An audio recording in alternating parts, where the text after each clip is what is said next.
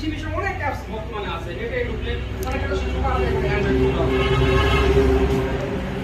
অনলাইনের সহায়িকা বা হচ্ছে হলো কৃষকের জানালা বিভিন্ন অ্যাপ, তো ওগুলো থেকে আপনারা তথ্য নিতে পারেন। ভাইয়ের পাশে দেওয়া আছে আমাদের একটা কম্পোস্ট সার, এর পাশে কেঁচো সার, ভাই কম্পোস্ট দিয়ে চারা বা উৎপাদন করতেছে। তো এটা সারের মূল্য কিন্তু অনেক, সরকার প্রায়